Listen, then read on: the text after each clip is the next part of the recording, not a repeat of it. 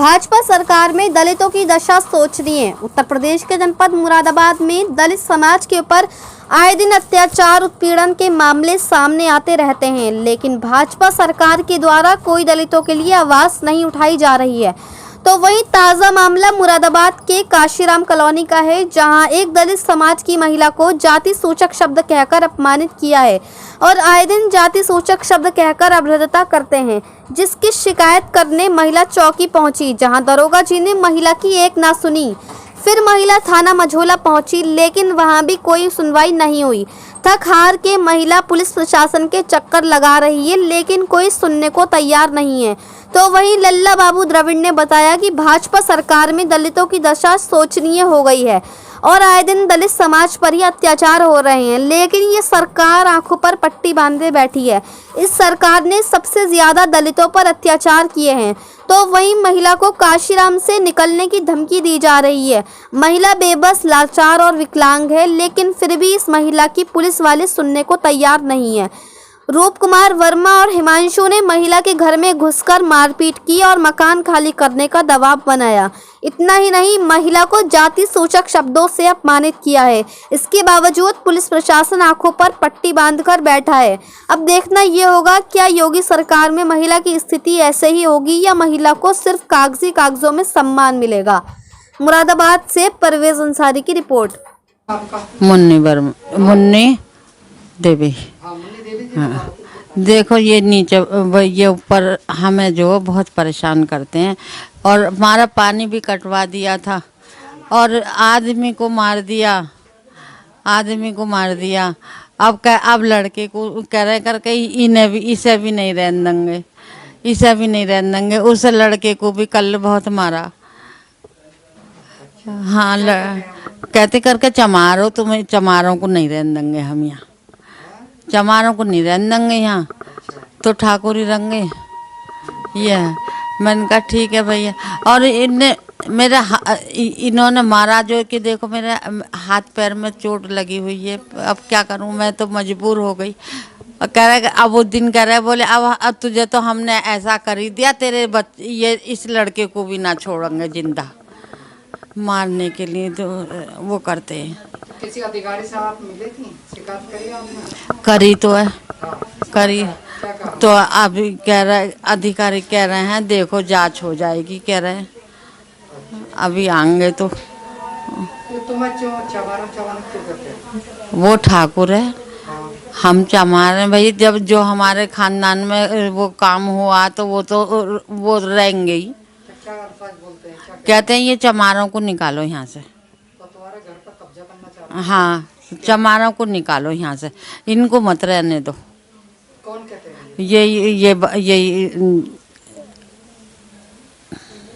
ये सीमा और इसका आदमी भी और ये बच्चे भी सब मानने के लिए तैयार हो जाते हैं। क्या क्या नाम है? कुछ याद है किसी का? एक का इसका सीमा है और उसका एक का सीमा है, हिमांशु नाम है और अभिषेक नाम है लड़के का। ये लड़के बहुत परेशान करते हैं। नीचे ऊपर भी हमारा लड़का जाता है तो उसको टॉर्चर करते हैं और सब रास्ता घेर रखा है इन्होंने, रास्ता सब घेर रखा है कि यहाँ पे कूड़ा रखा है कि कोई निकल नहीं सकता। हाँ, कोई निकल नहीं सकता, सब कूड़े की बाल्टियाँ लगा रखी हैं। अगर कहो तो कहते तुम्हारे क्या बाप का है, हमारे बाप का है। हम जो हमारा चाहे वो दिल करेगा हम वो करेंगे, तुमसे कुछ नहीं होगा। क्या नाम है आपका? मेरा मीना जी, क्या है पूरा मामला?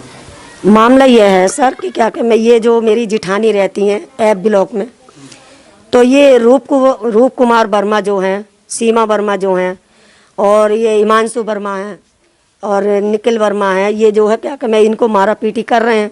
विकलांग है, पैरालाइज है, इनसे टॉयलेट तक का इनका क्या कि मैं बिस्तर पर निकल जाता है और इन्हें चमार उमार सब तरह का बखानते हैं। बताओ क्या करा जाए इनके साथ? क्यों ऐसा करते हैं? ऐसा क्या कि मैं ये मजबूर है, इनके साथ में कोई है नहीं, इनके साथ में कोई है नहीं। गरीब का कौन होता है? गरीब का कोई नहीं होता है। उस वो जो है क्या कि मैं कचहरियों में रहता है, इसलिए वो उसकी सारी पहुंच है। ये बेचारी मेरी जिठानी कहीं जा नहीं सकती, आ नहीं सकती, कुछ नहीं कर सकती, ये विकलांग भैंस हैं।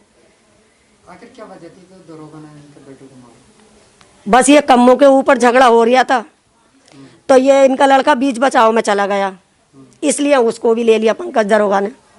क्या मारा इन्होंने पंकज को? 1 किलो के पटे फेरे हैं। हाँ, तो ये बाकी जो किससे झगड़ा हुआ थी दूसरी पार्टी है वो इनको क्या बोलती है? ये कहती है कि चमार तुम्हें रहने नहीं देंगे, यहाँ से जाओ, चमट तो चले जाओ यहाँ से, क्यों रह रहे हो।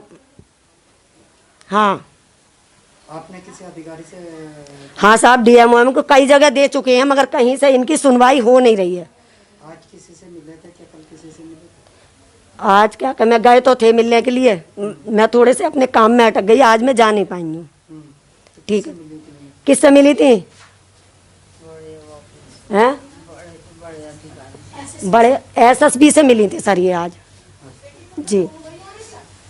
अब हम तो सोचते हैं कि ये गरीब महिला है हमारी जिठानी है, इनके ऊपर कोई पति नहीं है, इनका कोई नहीं है, इनका बेटा एक है, वो पालन पोषण कैसे कैसे करता है बताओ। गरीब महिला नहीं रह सकती वहाँ।